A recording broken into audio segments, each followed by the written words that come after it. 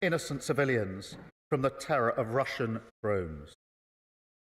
Mr. Speaker, my efforts continued on Thursday when I met President Trump in the White House to strengthen our relationship with America. Now, what happened in his subsequent meeting with President Zelensky is something nobody in this House wants to see. But I do want to be crystal clear. We must strengthen our relationship with America. For our security, for our technology, for our trade and investment. They are and always will be indispensable. And we will never choose between either side of the Atlantic.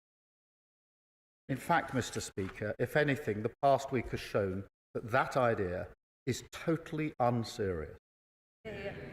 Because while some people may enjoy the simplicity of taking a side, this week has shown with total clarity that the US is vital in securing the peace we all want to see in Ukraine.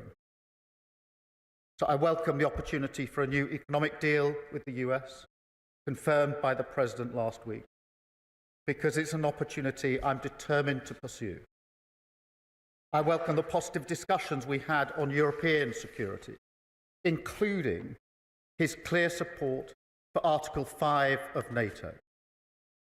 I welcome the understanding from our dialogue that our two nations will work together on security arrangements for a lasting peace in Ukraine. I also welcome the President's continued commitment to that peace, which nobody in this House should doubt for a second is sincere. Mr. Speaker, I now turn to the events of this weekend and the moving scenes that greeted President Zelensky as he arrived in London on Saturday. Mr. Speaker, I saw for myself he was taken aback when the crowd in Whitehall cheered at the top of their voices, and they were speaking for the whole of our country.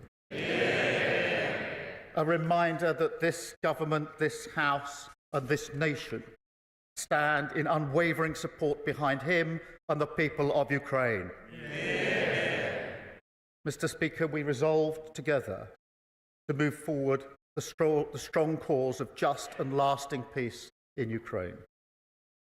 And then on Sunday, I hosted European leaders from across our continent, equally committed to this cause, including President Macron, Prime Minister Maloney, the leaders of NATO, the European Commission and Council, and the Prime Minister of Canada, a vital ally of this country, the Commonwealth and Ukraine, responsible for training over 40,000 Ukrainian troops.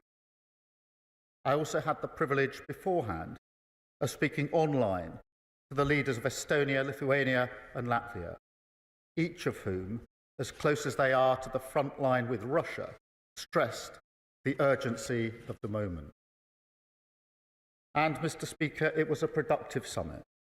Together we agreed a clear strategy that the United Kingdom, France and our allies will work closely with Ukraine on a plan to stop the fighting, which we will then discuss directly with the United States. It's a plan that has 4 clear principles, which I'll now share in full with the House. First, that we must keep the military aid to Ukraine flowing, keep increasing the economic pressure on Russia, and to that end, alongside our partnership on air defence, we're doubling down on military aid. Already this year, we've taken our support to record levels. But on Saturday, we also agreed a new £2.2 billion loan for Ukraine, backed not by the British taxpayer, but by the profits from frozen Russian assets. Second, Mr. Speaker, we agreed that any lasting peace must guarantee the sovereignty and security of Ukraine, and that Ukraine must be at the table when negotiating their future. That is absolutely vital. Third, we agreed that in the event of a peace deal, we will continue to boost Ukraine's defences and Ukraine's deterrent. And finally, fourth, we agreed to develop a coalition of the willing ready to defend a deal in Ukraine and guarantee the peace. Mr. Speaker, after all, the Ukrainian position is completely understandable. For them, the war did not begin 3 years ago. That was merely the latest and most brutal escalation. They have signed agreements with Putin before. They've experienced the nature of his diplomacy and the caliber of his word. We cannot accept a weak deal like Minsk again. No, we must proceed with strength, and that does now require urgently a coalition of the willing. Mr. Speaker, we agreed on Sunday that those willing to play a role in it will intensify planning now. And as this House would expect, Britain will play a leading role. With, if necessary, and together with others, boots on the ground and planes in the air. Mr. Speaker, it is right that Europe do the heavy lifting to support peace on our continent. But to succeed, this effort must also have strong US backing. I want to assure this House, I take none of this lightly. I've visited British troops in Estonia, and no aspect of my role weighs more heavily than the deployment of British troops in the service of defence and security in Europe. And yet I do feel very strongly that the future of Ukraine is vital for our national security. Russia is a menace in our waters and skies.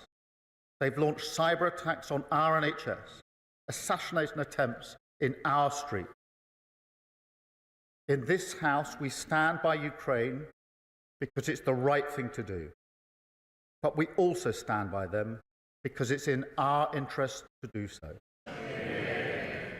Because if we do not achieve a lasting peace, then the instability and insecurity that has hit the living standards of working people in Britain, that will only get worse. And Putin's appetite for conflict and chaos, that will only grow. So a strong peace, a just peace, a lasting peace, that has now to be our goal. It is vital, it is in our interest, and its pursuit, Britain will lead from the front for the security of our continent, the security of our country, and the security of the British people. We must now win the peace. And I commend this statement to the House. I come to the Leader of the Opposition, Kemi Bedrock. Mr. Speaker, I thank the Prime Minister for advance sight of his statement and also for our conversation earlier today. The United Kingdom is a free, democratic and sovereign country. We recognise that Ukraine is fighting for her survival and fighting to have the same freedom, democracy and sovereignty which all of us here enjoy. That is why both the opposition and the government are fully committed to supporting Ukraine and President Zelensky. I was also glad to see His Majesty the King welcome President Zelensky at Sandringham. As I said at the weekend, President Zelensky is a hero. He is a symbol of the bravery of the Ukrainian people. There are, of course, many areas where the Prime Minister and I disagree, but now is the time for us to discuss where we do agree.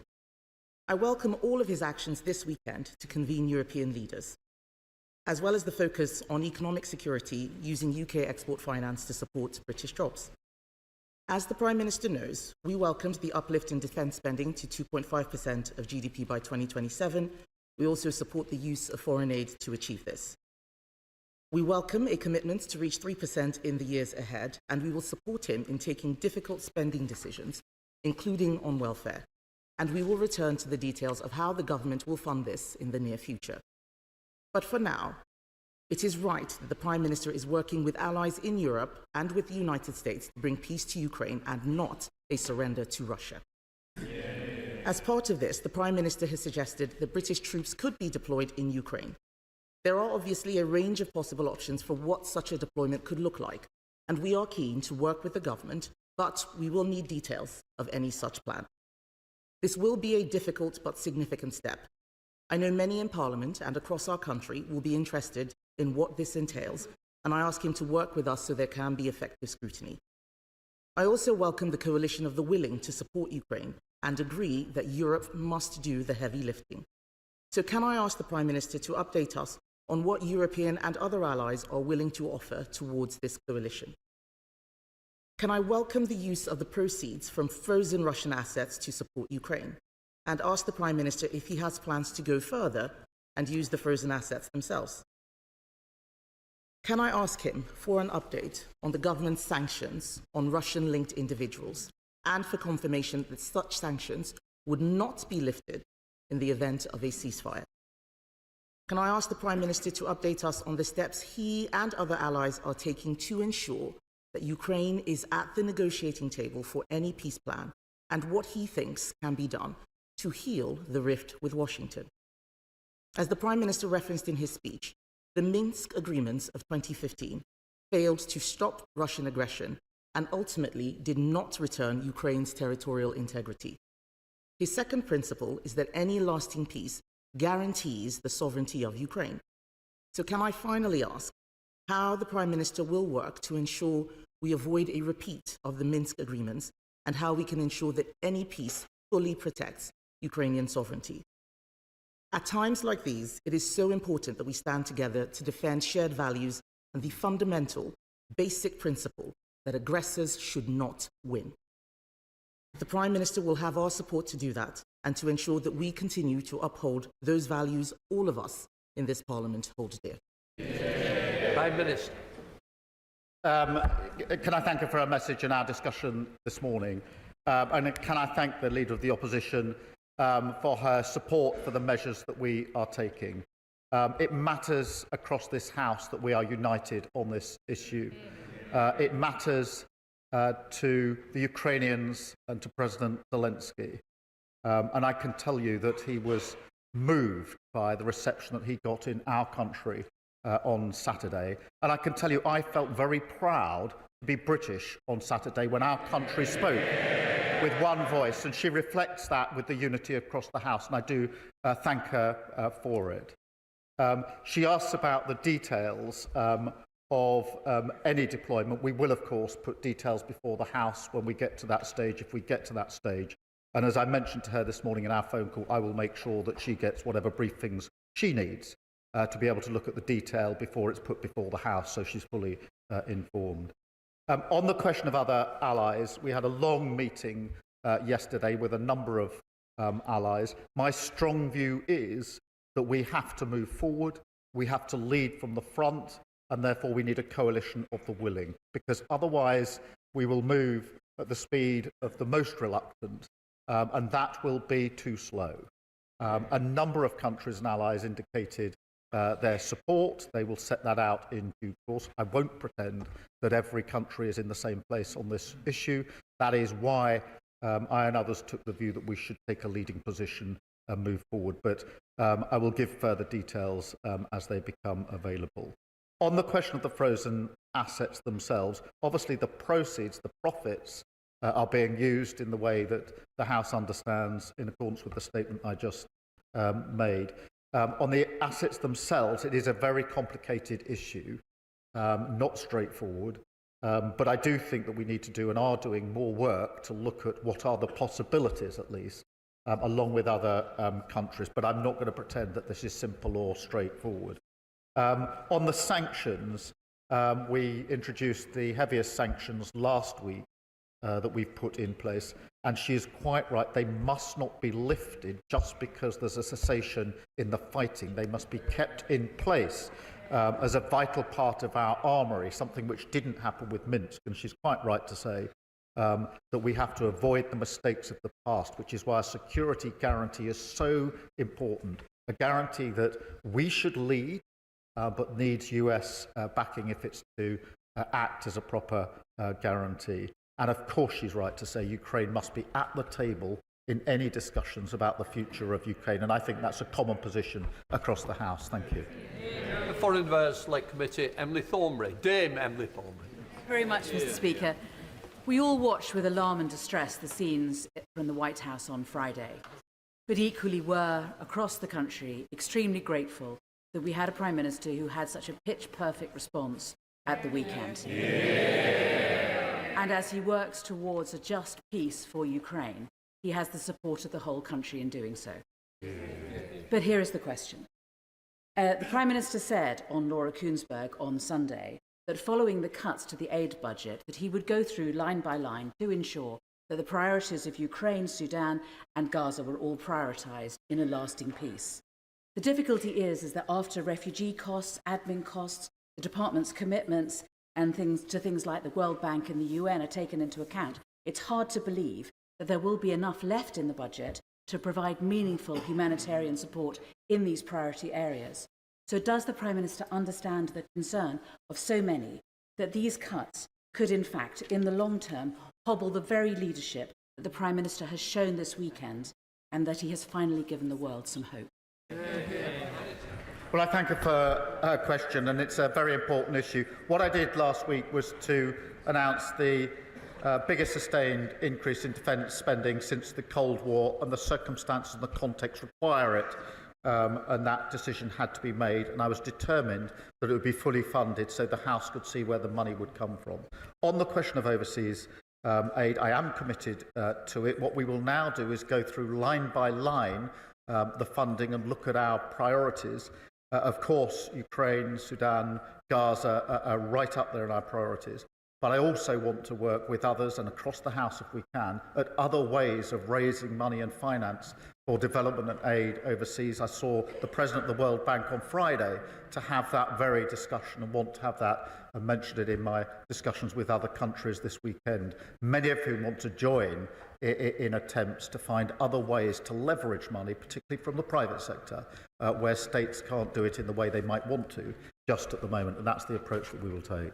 Leader of the Liberal Democrats, Sir Ed Davey. Mr. Speaker, I'd like to thank the Prime Minister for advance sight of his statement. We were all horrified by Friday's scenes in the Oval Office.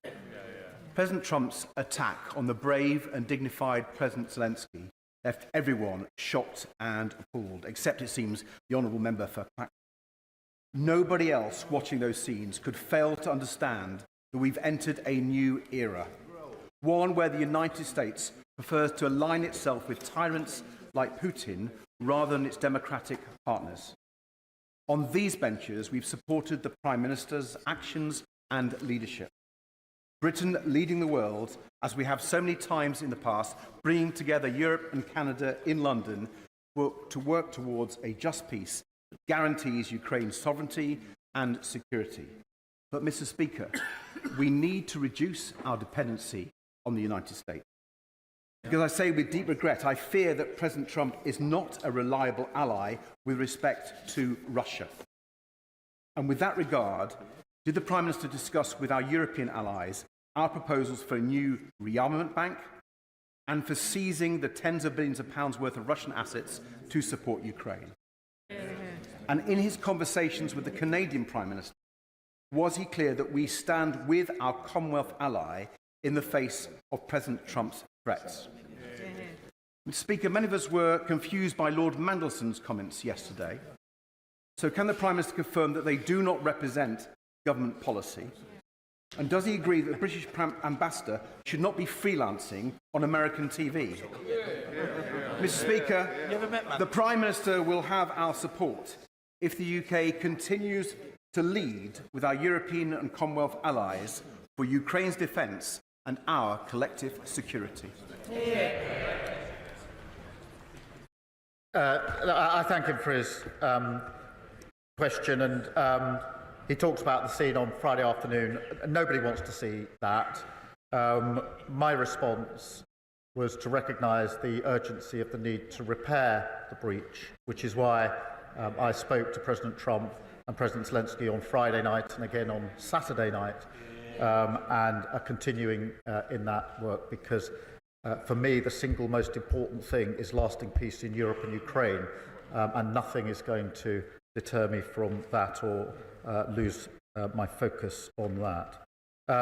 On the dependency on the US, I don't agree with him. The US and the UK have the closest of relationships. Our defence, our security, our intelligence are completely intertwined. No two countries are as close as our two countries, and it'd be a huge mistake at a time like this to suggest that any weakening of that link is the way forward for security and defence in Europe. On the question of a rearmament bank, yes, I do think we should continue discussions with others as to what the possibilities could be, and that formed some of the discussion yesterday with our allies. Again, on assets, he knows the situation is complicated, but there are ongoing discussions. I spoke at length with the Canadian Prime Minister yesterday because we had a bilateral meeting as well as the meeting with other colleagues in which I was able to assure him of our strong support for Canada, a close ally of ours, a strong supporter of Ukraine, and Canada have led the way on the training that's been so vital to Ukraine. So they were very welcome at the table yesterday. In relation to the ambassador's comments, look, the plan is clear. We're working particularly with the French. I've had extensive conversations with President Macron over the last week, intensively over the weekend, talking to Ukraine as well. Those are going on at the moment, and the intention is to then have discussions with the United States in relation to that plan. So as soon as the details are available, I'll share them with the House, but they are still being worked on at the moment. There's no guarantee of success, but I'm not going to let up until we have done everything we can to ensure peace in Europe and peace for Ukraine. Chair of the Defence-led Committee, Tamarji Singh Desi. Thank you very much, Mr. Speaker. I welcome the Prime Minister's statement and the warmth of his welcome and hugs for President Zelensky and his show of leadership on defence and security matters in our continent as he hosted his Sunday summit of leaders in London. Can the Prime Minister, my right honourable friend, assure the House that in our pursuit for a just, lasting peace, that he will do his level best to convince President Trump to provide security guarantees for Ukraine, and that he will convince those NATO allies not spending 2% on defence to step up to the plate and do much more?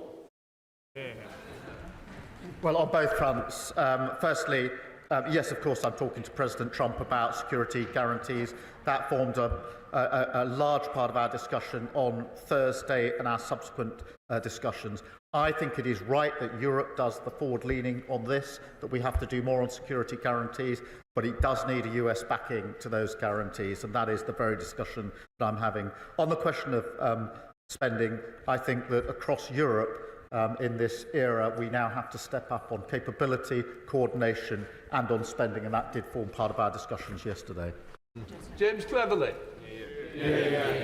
Thank you, Mr. Speaker. I find myself in the strange and rather uncomfortable position of very much agreeing with the Prime Minister on everything he has said today. And whilst I often take great delight in criticism of the government, I think this weekend he has not really put a foot wrong.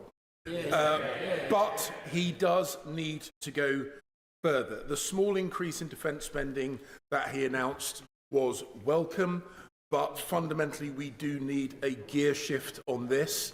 I would echo the points made by my right honourable friend, the Leader of the Opposition, that when, and it will be when, not if, he has to make some really difficult decisions about balancing defence spending against domestic expenditure, that we will not try and play politics, that we will support him, because we need to send a message now to our friends in Ukraine and to potential aggressors around the world that we take our defence, the defence of our values and the defence of our friends seriously. Well, I thank him for the unity across the House, and he's absolutely right. It sends a message to those who want to challenge our values when they see this House united on either Ukraine or on defence spending, and we have to face this era with confidence and with unity across this House wherever we can. I'd invite him. It's been good to have him agreeing with me. We should do this more often. Alex Sobel. Thank you, Mr. Speaker.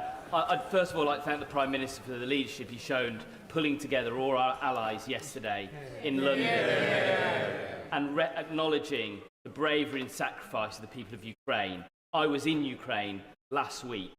I met with the Mayor of Kharkiv, a frontline city of 2 million people undergoing daily attacks and blackouts from Russian forces. He told me that they had a power project that had been cancelled at short notice, funded by USAID, generating 11.2 megawatts, which would shore up their energy pipeline. Now, where others have stepped back, will we step forward and support projects like that, either from Russian assets or our own aid budget? Well, the whole power supply is hugely important in Ukraine.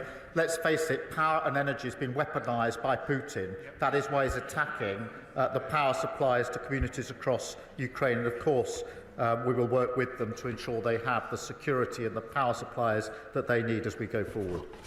Speaker of the House, Edward Lee. Our enemies should know that our Prime Minister has 100% support from us.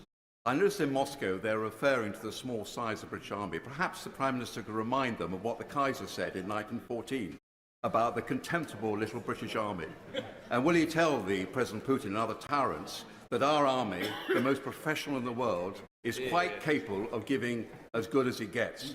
But to continue the historical illusion, as in 1939, if we do stand up to the mark with the French, it's best to have a security guarantee from the Americans. Well, I thank him for his unity, because that is really important. And I think I speak for the whole House in saying we're very proud of our armed forces in everything that they do. They are at the leading edge. They're playing a key part in Ukraine, and they will continue to play a key part in the security and defence of Europe.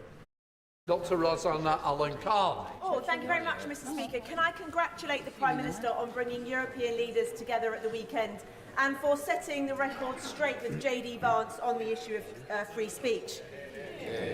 President Zelensky is resilient and brave, just like the nation that he represents. And in the second week of the war, when I went to Ukraine with my medical team, we could see firsthand that there was absolutely nothing that the Russians will not do. So can the Prime Minister promise that our support will not waver, and he will continue working closely with our European allies to make sure that we bring about peace in Ukraine? I can give her that assurance. We will not waver. We will work with our allies.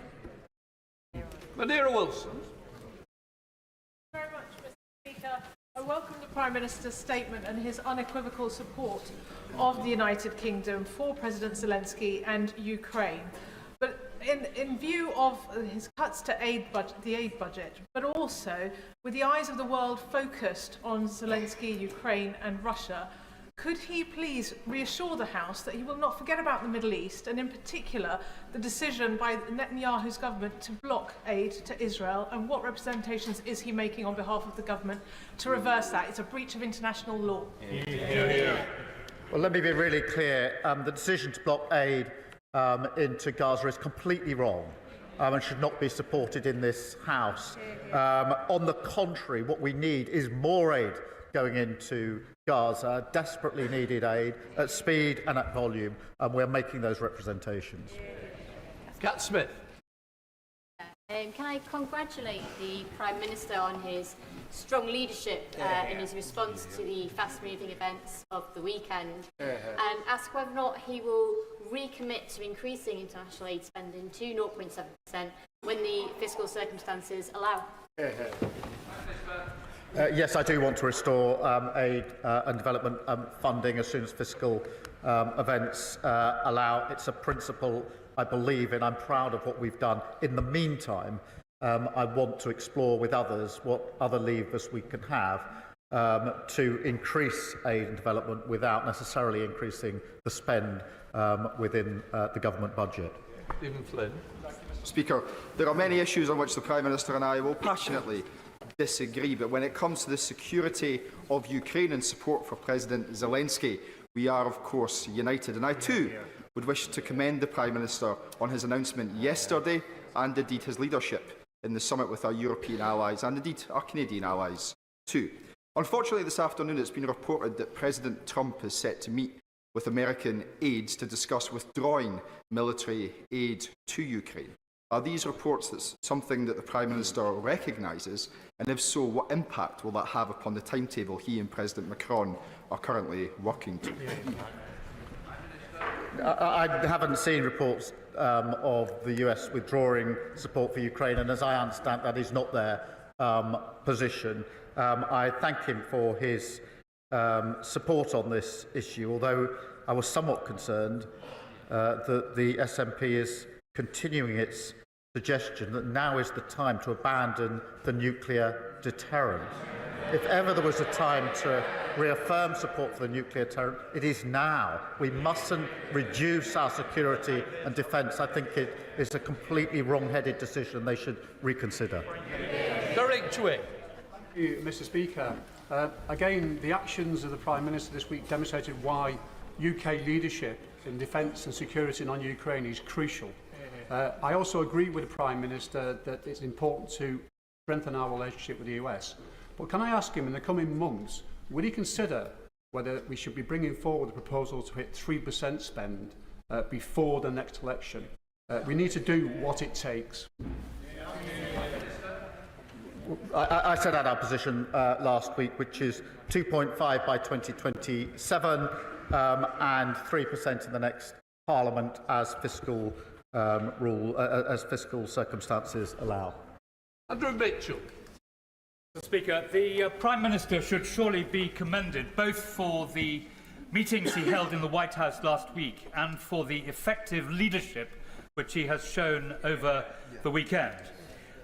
Will he bear in mind, as he seeks to forge this coalition of the willing with urgency and vigour, that the GDP of Russia is some $2 trillion, the GDP of the 6 European members of NATO, most committed, is more than 7 times that at $15 trillion, and that should surely add to the effectiveness of the deterrent and the work that he's now doing with European allies.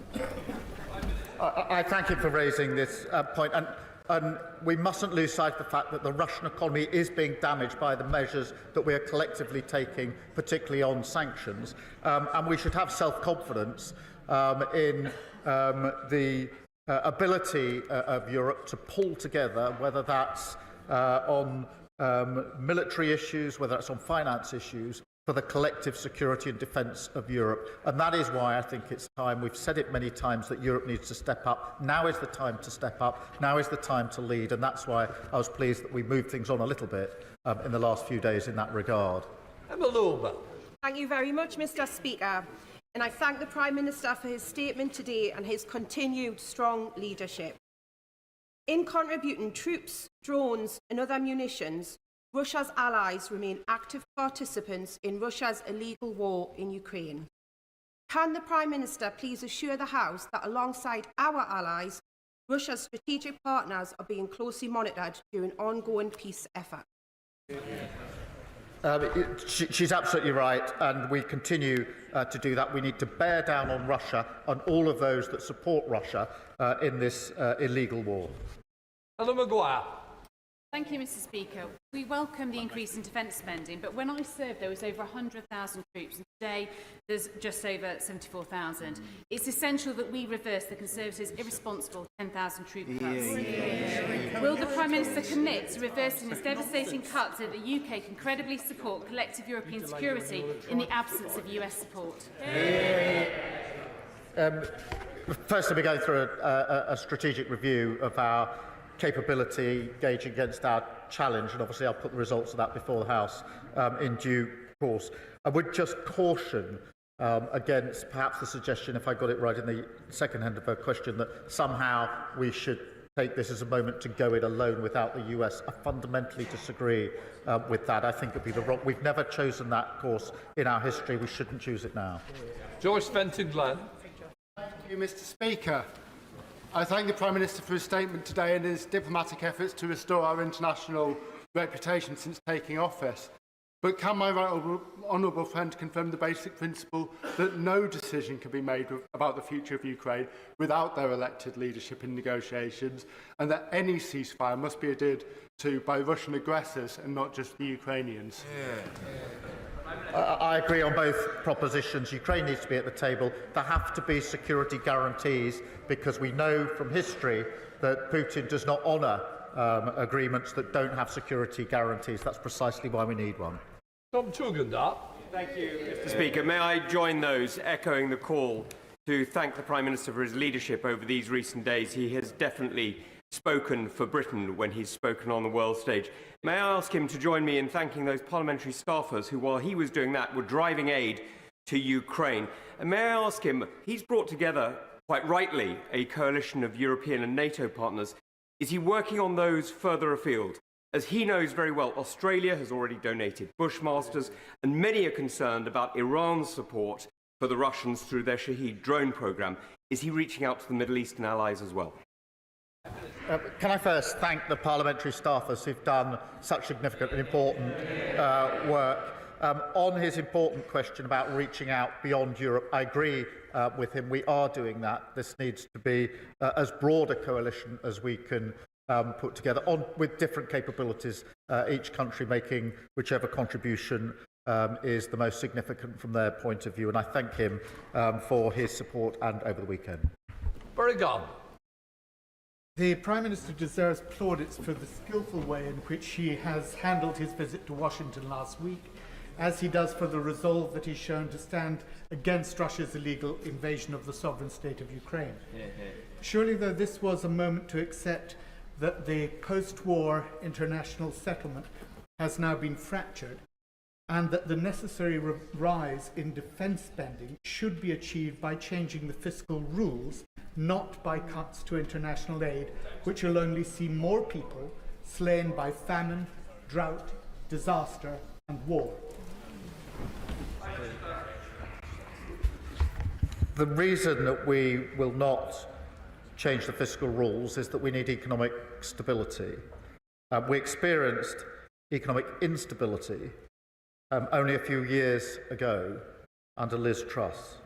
The loss to our aid budget and all budgets would be far more profound if we go back to instability, and I'm not prepared to do it. Nigel Farage. Thank you. It may be a great irony that a Remainer Prime Minister used Brexit freedoms as effectively as he did yesterday. Indeed, as Number 10 briefed, we are now in a unique position compared to the rest of Europe, and yesterday was a triumph. I also applaud him making such positive words about President Trump and our relationship with America, even if nobody behind him agrees. But here's the key. President Zelensky has now accepted that he's going to sign the minerals agreement with America. And America's going to put in $100 billion or whatever it is, and thousands of Americans will be in Ukraine. Is that of itself enough of a security guarantee? No. Or does it mean that we need to send British troops? And if we do, given the size of our army, how many? The mineral deal is not enough on its own. But can I just remind him, Russia is the aggressor. Zelensky is a war leader whose country has been invaded. And we should all be supporting him and not fawning over Putin. Joanna Baxter. Thank you, Mr. Speaker. I welcome the Prime Minister's statement and can I congratulate him on the excellent leadership he's shown on the international stage. Does my right honourable friend agree with me that for any lasting peace to be achieved in Ukraine, Russia must return the 19,546 children that they have stolen from Ukraine? Well, I thank her for raising this issue because this is absolutely crucial. It's a moral outrage that these children have been taken, and of course we must ensure their safe return, and that has to be part of any discussion, but she's quite right to raise it. We should do so more often. Sir Roger Gale. Mr. Speaker, the Leader of the Opposition has quite rightly and properly shown her support for the Prime Minister's position, and I hope that he'll take comfort from the fact that he has the support of at least these backbenches as well. Mr. Speaker, those of us who have had, in my case, through the Council of Europe, dealings with the Russians, know only too well that this administration, Putin's administration, cannot be trusted. And that security guarantees, therefore, are absolutely vital if we are to succeed in a peace agreement and not a surrender. A surrender would lead to the inevitable further extent of activities in Georgia and Moldova, and then possibly in the Baltic states as well. Is that not right?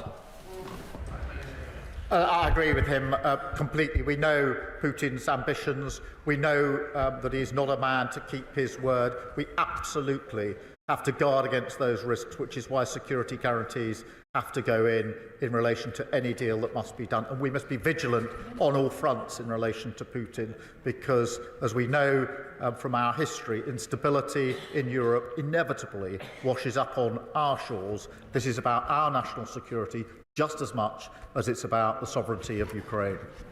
Oliver Ryle. Thank you, Mr. Speaker. Can I praise in the strongest possible terms the Prime Minister's strong and pitch-perfect leadership, particularly when it's come to the defence budget increase, and his statesmanship through this difficult time. He's spoken for the nation and indeed been the leader of the free world this past few days.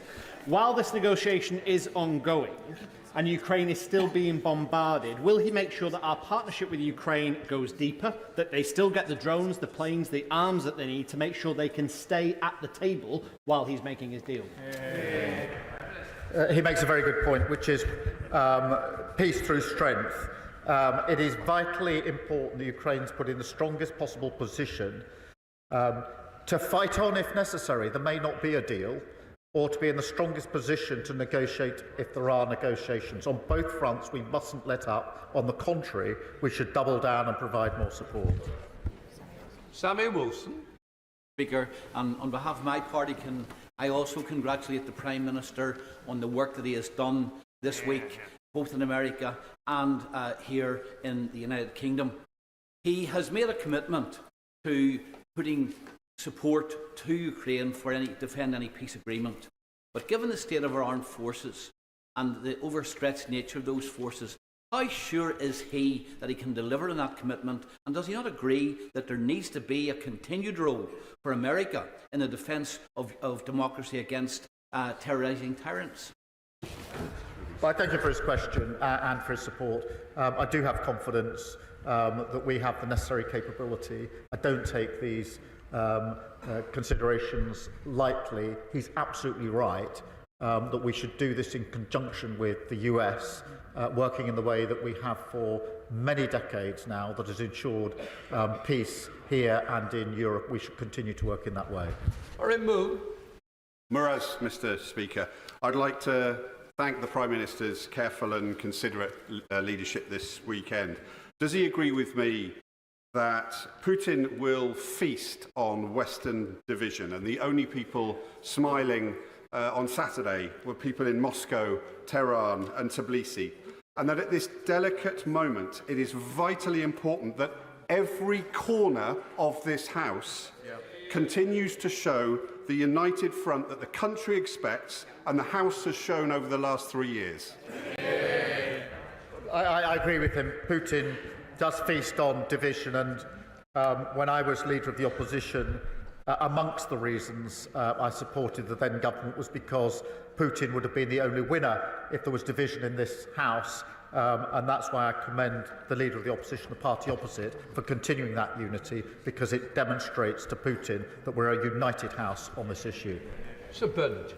Mr. Speaker, can I just point out that President J.D. Vance seems to be in favour of free speech, but not free nations. And don't we also have to point out what others are saying is there is no history of Vladimir Putin proving a trustworthy treaty maker, and that there can be no security, there is no path to a peace in Ukraine that is secure without the engagement of the Americans, the failure of their support risking a wider war in Europe that would inevitably draw them in. Can we quietly and diplomatically keep making those points to the White House so that we have a chance of peace in our continent? Well, he's quite right. The history is that Putin is untrustworthy. That is why the Ukrainians are so concerned that there should be a security guarantee in relation to any deal. They've been here before. They've seen the credibility of his word. They know he's untrustworthy. That is why they're so concerned. We share their concern. We're working with them. He's quite right that we need the US to be working alongside us and with us in the way we have done for decades to ensure the security and defence of Europe. And I will continue to ensure I can do everything I can to ensure that that arrangement that has proved so successful, the alliance that is NATO, the most successful, important alliance we've ever had, continues and goes from strength to strength. Calvin Bailey. Thank you, Mr. Speaker. The Prime Minister has our gratitude for steering a very difficult path over recent days, and I welcome his statement earlier.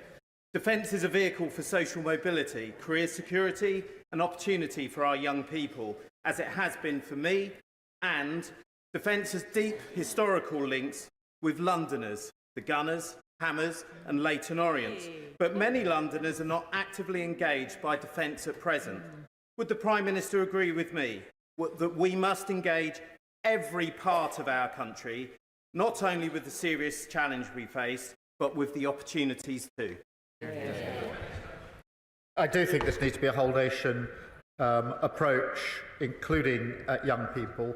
This morning, we had a number of small businesses in the defence sector with apprentices, with young people, who explained to me why they wanted to work in the defence sector, and that was not only the secure, well-paid, skilled job that they would get, but also the pride that they would feel in working in defence and security of their country. Leila Brown. Following that question before me, actually the opportunities are not just for defence, they're also for the NHS. I went in January, in the week of Trump's inauguration, cross-party to visit Ukraine so that we could offer our support. And while there, I had the privilege of meeting veterans, many of whom had lost limbs, had world-leading prosthetics. And the fact is the Ukrainians are now world-leading in these matters. So the 100-year partnership exists. What are we doing in the UK so that we can supercharge not just defence but also rehabilitation, which helps us, not just them? Can I thank her for raising this? When I went to Kyiv just the other week, there were many moving aspects, but one was the NHS, or some of our NHS workers, in a burns unit hospital in Kyiv, where I met some that had returned from the front line with the most appalling burns. Very difficult to see and watch and look at, and including civilians who got caught up in blasts. And I, for one, was very proud that we had NHS workers there, with the workers, the health workers in Ukraine, working together to do the very best they could for those in that burns unit. And that's a small example of what she speaks of. Richard Bergen. Thank you, Mr. Speaker, and I very much welcome the growing push from numerous countries for a peace deal between Russia and Ukraine, and that must be a just peace. Too many lives have already been lost following Putin's illegal and brutal invasion. But I am alarmed by the issue of deploying British troops on the ground in Ukraine and British military planes in the skies over Ukraine, because there's no getting away from the fact that would risk our country coming into a direct military conflict with a nuclear-armed Russia, and the consequences for millions of people in our country and across Europe of such war and nuclear conflict really don't bear thinking about. So given the enormity of such a decision, will the Prime Minister commit to ensuring a vote in the House of Commons before any such deployment, in keeping with the important principles of our parliamentary democracy? The risk to our country is if we do not fight for the peace. My position on the sustained deployment of our troops is that this House would, of course, want to discuss that and vote on that, but we're nowhere near that stage at the moment. Sir Julian Lewis. Thank you, Mr. Speaker. The Prime Minister's very capable Defence Ministerial team will have told him that even were he to be able to accelerate investment and expenditure on defence more rapidly than has already been outlined, there would be a considerable time lag, given the complexity of modern equipment, before industrial output could be ramped up.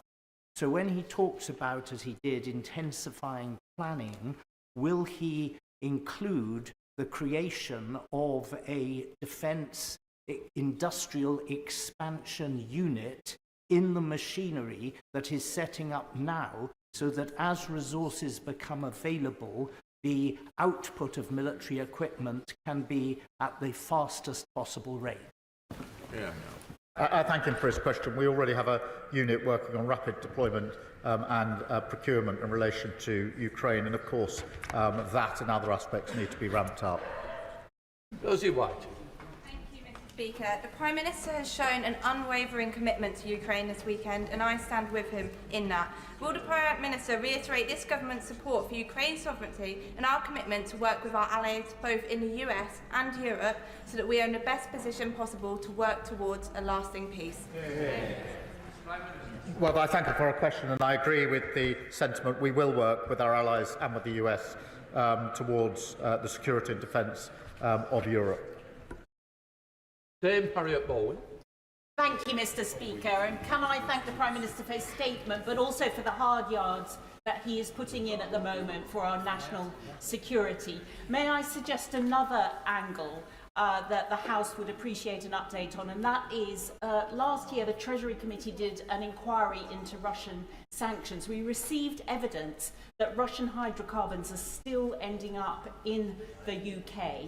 So could he explore the idea of improving our national security by making sure that the oil and gas that we consume in this country comes predominantly from this country? She's right, and our energy independence is hugely important, and I think the last 3 years have shown that we're far too exposed. And on the question of the sanctions and hydrocarbons, obviously we'll look closely at it. Louise Jones. The beautiful weather at the weekend brought with it the promise of spring and hope, and I hope the PM got at least 2 minutes outside to enjoy it. But I'm afraid the same weather in Ukraine would be greeted with dread by the soldiers on the front line, who know that the improving weather will bring an intensification of war. Will the Prime Minister commit to ensure that the SDR takes into account his commitments, so that we can ensure that there is an excellent security guarantee that ensures that Ukraine can once again greet the spring with hope? Well, she's right about the impact of the weather on the conflict in Ukraine. I have to say I'm always struck by the resilience of the Ukrainians, both on the front line but within their civilian population. After 3 years of long conflict, their resilience is humbling. Adrian Ramsey. Thank you, Madam Deputy Speaker. On behalf of the Green Party, can I welcome the Prime Minister's strong support for Ukraine, his work for peace, and his commitment that there should be no decisions about Ukraine without Ukraine. But given the scenes that we saw in the Oval Office on Friday, which people across the country will be aghast at, given the bullying tactics of President Trump and the fact that Trump clearly views this as a business opportunity, how will the Prime Minister ensure that the interests of Ukraine remain front and centre of the peace deals? By picking up the phone to President Trump and President Zelensky and making sure that we can focus on what matters most, which is lasting peace in Ukraine. Nishaba Khan. The Prime Minister rightly reaffirms our commitment to our national security. And while it is regrettable that the foreign aid and the soft power that goes with it will for a time being see a reduction, does the Prime Minister agree that without the necessary hard power to back what we say on the world stage, the impact of our international aid would be diminished in any case? And can he outline how increased investment in defence strengthens both our armed forces and our ability to support Ukraine effectively? Well, I agree with her on the points she makes, in particular our ability to support Ukraine in a number of different ways, but it is important that we take these steps. Jeremy Hunt. I also strongly support the considered approach the Prime Minister is taking to dealing with a powerful US President with whom we might not always agree, but with whom we can and must work very closely. Does he agree that one of the best ways we could persuade the US that any security backstop is temporary, is not just for us to ramp up defence spending, but for European NATO countries to agree to a new 3% target within a specified time period, a new target that would show him that it wouldn't be ever? And has he had any discussions with Secretary General Rutte along those lines? Well, can I thank him for his support? I really do appreciate it. On the question of European defence spend, yes, we do need to ramp up, and that is the discussion that's going on at the moment. And I am in near constant discussion with Mark Rutte at NATO on this issue and many others, as he will appreciate over the last few days. Jonathan Brash. Deputy Speaker, can I thank the Prime Minister for his leadership over the last week? Europe is more united thanks to his actions. Our ties with the United States deepened as a result of his actions, and critically, Ukraine is better supported as a result of his actions. Our nation walks taller this week thanks to what the Prime Minister has done in the last week. Does he agree with me that as part of our ramping up of defence spending, we have to look at defence procurement so that if our brave men and women do find themselves on the ground in Ukraine, they have the equipment and the support they need to do their job? We do have to ramp up and improve our procurement because we have to ensure that as we increase defence spending, we get absolute value for money and we get the best capability for the money that we are spending, and that means being much, much clearer and tighter on our procurement. Alistair Carmichael. Madam Deputy Speaker, 3 years ago, the sale of Chelsea Football Club realised £2.5 billion, which was to be used for the benefit of Ukraine. But today, that money remains frozen, and as Lyra Nightingale of Redress was saying this morning, there is a total lack of transparency about who has it and when it is going to be released. So can the Prime Minister tell the House when that money will be released for the purpose that it was intended, the people of Ukraine? Well, the whole issue of assets and frozen assets is something that is on the one hand complicated, but I agree with the sentiment across the House that it's time to look at what options might be available. I don't think we should do that on our own. I think that needs to be done in conjunction with other countries, but it is fiendishly complicated, which is why it hasn't been done so far. Gordon McKee. Thank you. Not for a long time has the British Prime Minister been so important on the world stage, and the Prime Minister rightly deserves the support of the whole House for that. Now, to protect our security, we've got to make use of our incredible technology, but often government procurement doesn't work for rapidly growing start-ups.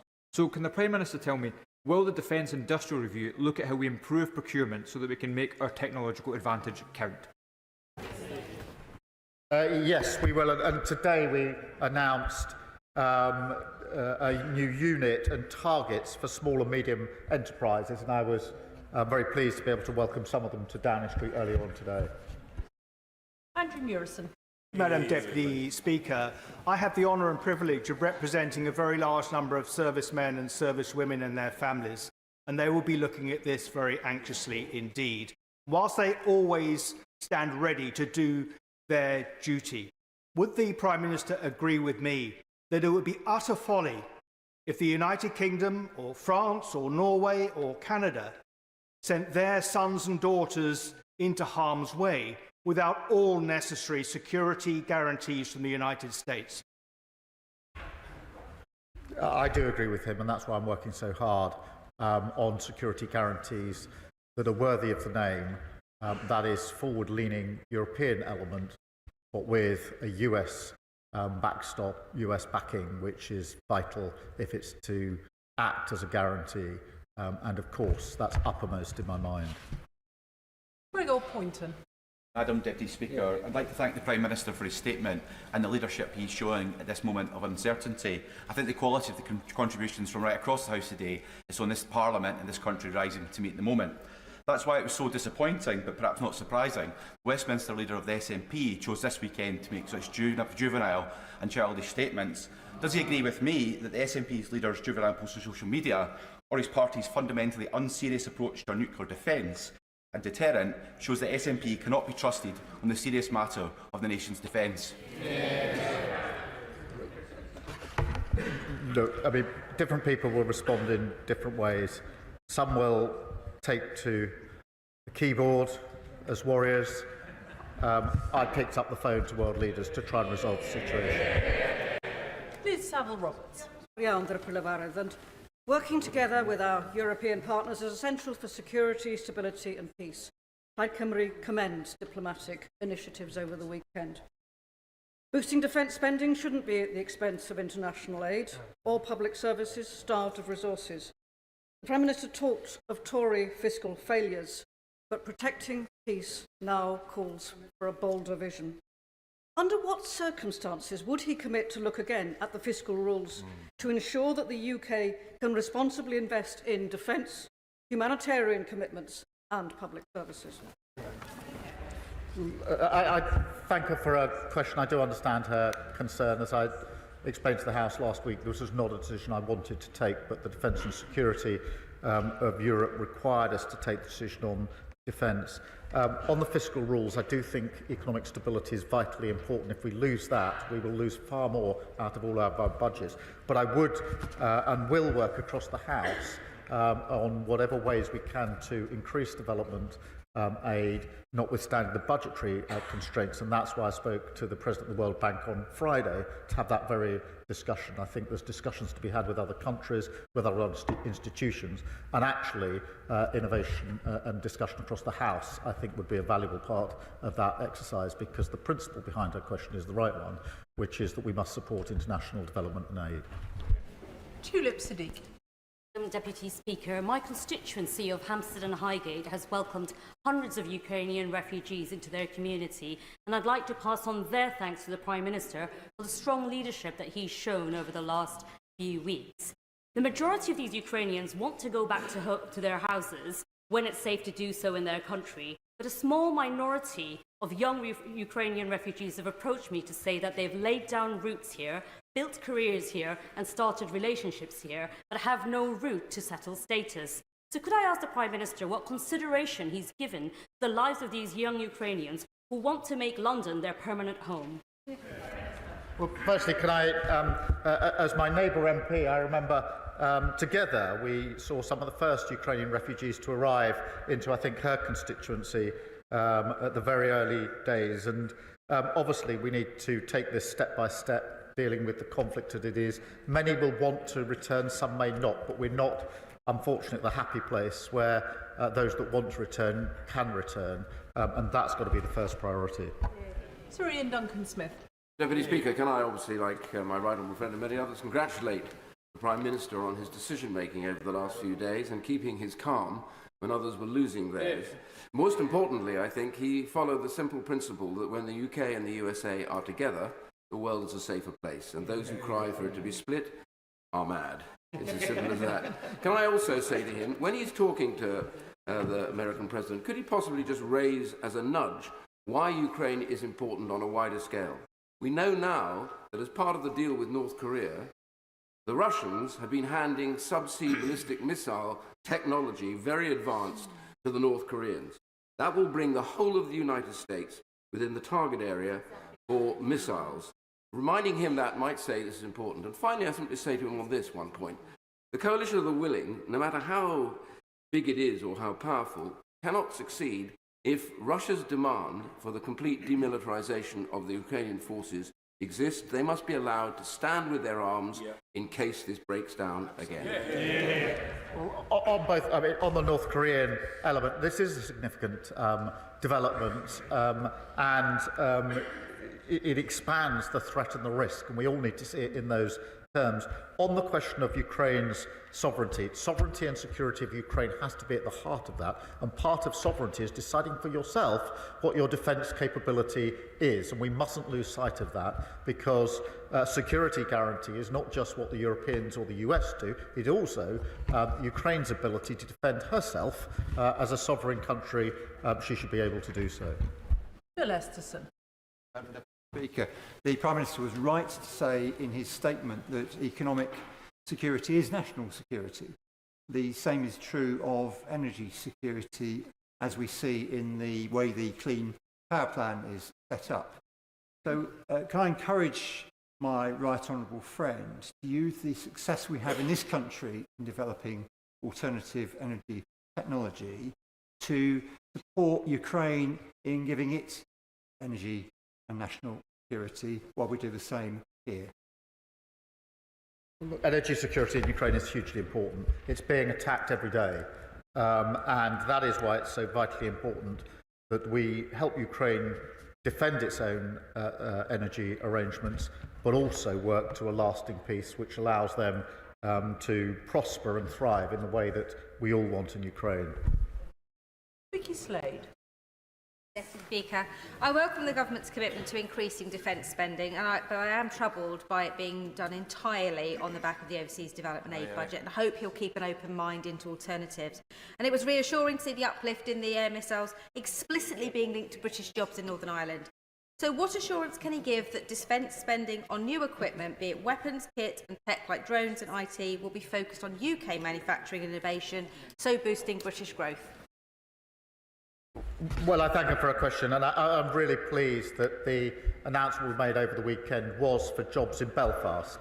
Hugely important, and that's the model we should follow, that as we ramp up defence spending and capability, we should be looking predominantly at that supporting UK jobs, UK economy, and the secure, skilled jobs that go with it should be in our economy, because economic security is important in the UK, just as defence and security is important.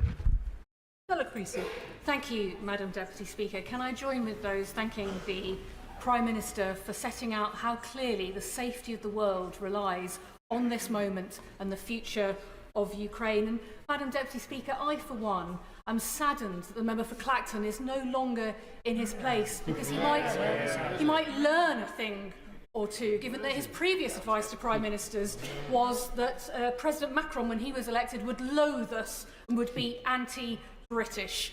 How out of depth and out of touch with the British national interest that advice is, given the coalition that the Prime Minister is building and the concern that all of us have to use resources effectively. Could he tell us a little bit more about what conversations he's had with our European allies about how we can reduce the duplication of effort involved in the plans going forward, please? Well, I thank her for a question. I do think it's important we work with our European allies, whether that's ramping up spending or capability, but the point she makes about coordination is also important. We have to learn the lessons of the last 3 years. Many European allies and others have provided capability to Ukraine, but it hasn't been coordinated enough. And our collective security and defence, to my mind, requires that we coordinate our efforts much more closely as well. John Whittingdale. Thank you, Madam Deputy Speaker. Does the Prime Minister share my concern and sadness that any settlement appears to involve acceptance of the Russian occupation of parts of the sovereign territory of Ukraine? And will he recognise that the Baltic nations will now feel even more exposed? And while I welcome his telephone conversations with leaders at the weekend, can he give an assurance that they will be at the table for any future discussions of European security?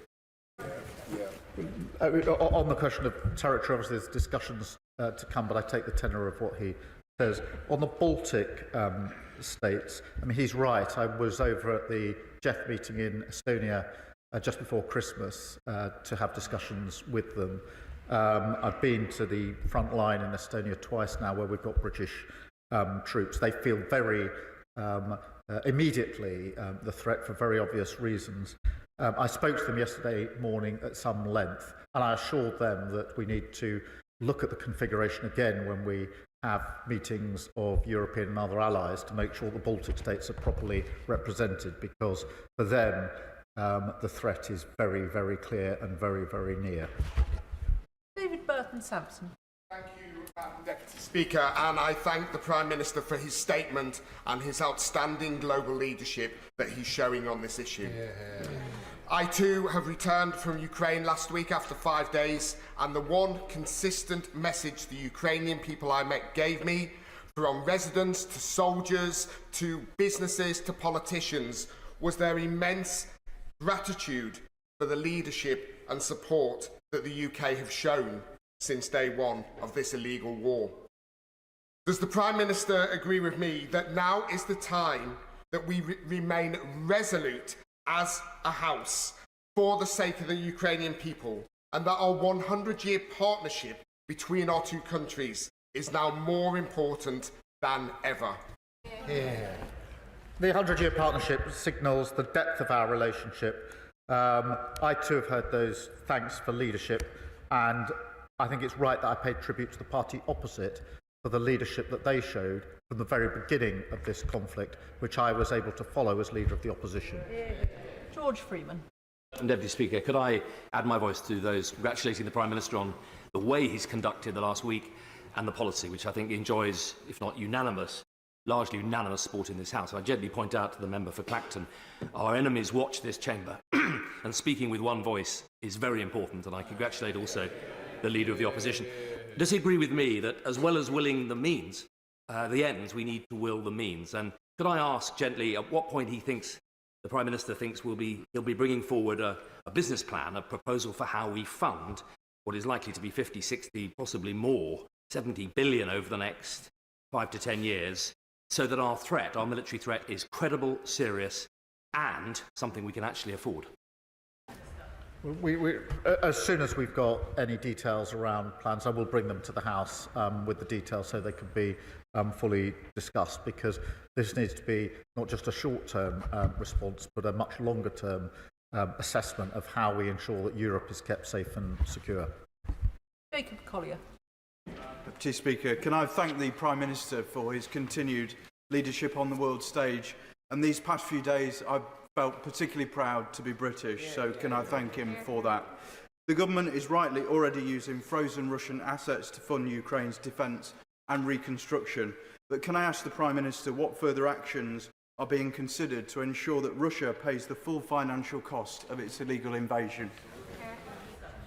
Well, Russia's already paying the cost through the interest. We need to look at whether we can go further on that, but it is complicated and we have to act with others, and I'll see what progress we can make and let the House know if there is progress. Lee Dillon.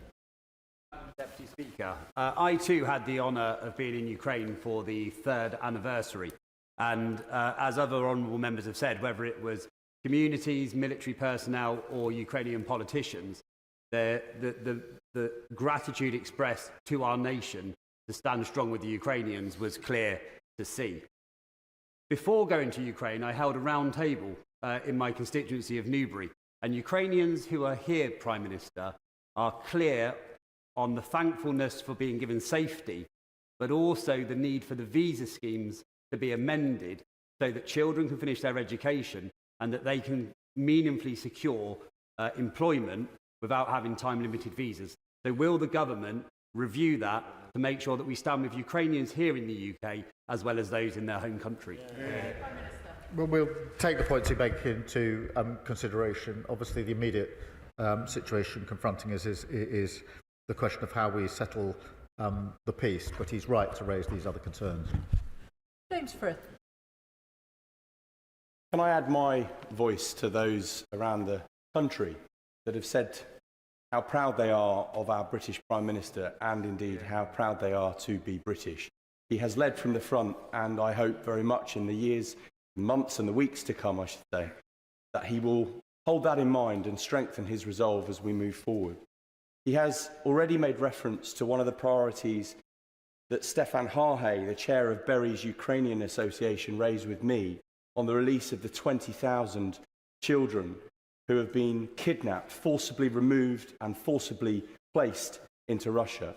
Will he commit to getting their release and updating the House on a frequent basis as to our achievements to this end? Thank you. Yes, of course, it's a really important issue and it shouldn't be overlooked as we discuss the very many issues here. This is a moral outrage. I think I speak for the whole House in saying that. Graham Stewart. Deputy Speaker, may I too congratulate the Prime Minister on his composure and leadership. But as his honourable friend, the member for Widnes and Halewood, said, we've got to ensure that we have the resources in place to tackle this. The whole of Western Europe is in the same position of being in a difficult financial position and a demographic position.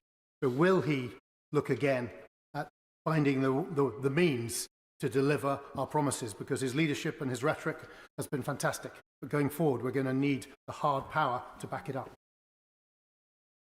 He's right, and that's why the conversation over the weekend has been about the specific issue of a security guarantee in Ukraine, but also, and importantly, the wider issue as to how Europe steps up more generally in its own defence, in spending in capability and coordination. And that's an important part of the discussion. We shouldn't just focus on the question of the security guarantees. They're part of the argument, but they're not the whole argument. Alan Strickland. Madam Deputy Speaker, and can I thank the Prime Minister in these incredibly difficult times, the strong leadership he is showing. Would he agree with me that one of the many things that's become clear in recent months is that the security of Britain rests on a secure Europe? A secure Europe relies on peace in Ukraine, and peace in Ukraine requires a unified stance against Russian aggression. So would the Prime Minister agree that as free peoples in the UK, Europe, America and our allies, we must stand firm, we must stand together, we must show that democracy will be defended and tyranny will not be tolerated? Prime Minister. Well, I agree with all of that, and I think the House agrees with it too. Jim Allister. Madam Deputy Speaker, can I note with great appreciation the order for Thalas in Belfast? With Europe collectively being a long way short of self-sufficiency in defence, and with Putin more than likely to seek to exploit that deficiency, do the security guarantees that are required from the US effectively equate to those that would arrive under Article 5 of NATO? Is that the order of what we're talking about? Prime Minister. Look, NATO membership is a form of guarantee. Article 5 is a form of guarantee. I think there are different ways in which the guarantee can be put in place.